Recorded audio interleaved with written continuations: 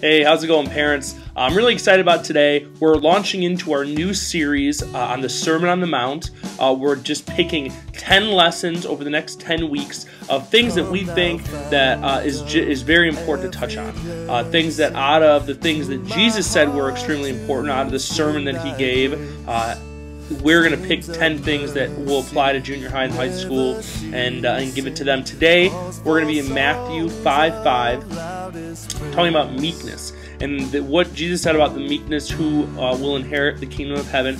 And I think that's a really misunderstood verse. I think a lot of people look at that verse and their very first thoughts is to say, well, if you're meek, that means you're pushed around and you're a wimp and you're a coward. Your people can impose their own will onto you. And I don't think that's what he was talking about at all. I don't think he was saying that, hey, I want my followers to just be a bunch of wimps, because he himself wasn't a wimp. Jesus was, he was a guy, a total. I'm, quoting Mark Driscoll, who views him as just a total dude. I mean, he worked out and labored and tossed over a temple.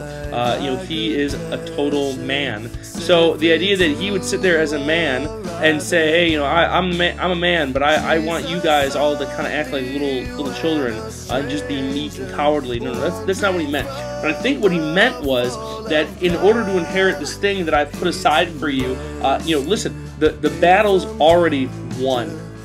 And that's the point I'm going to be driving home today with the junior hires. The battle, it's already won. Jesus won. He hung on the cross. He died for our sins. He is the victor. And for us to sit there as Christians and say, oh, well, there's got to be something that I can do to get there, to inherit the kingdom of heaven. I mean, there's something that I have to do, or I have to say, or have to read, or have to do this, or, I got to impose my will, or I have to, manipulate and kind of strategize and, get it. No. Jesus said, the meek. That there's no need for all those things that an inheritance that I've given you is for the meek. Because I've done all the hard work.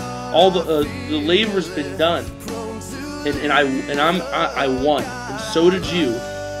So there's no point in you having to move around and impose your will and figure it out on your own, because I've already done it all.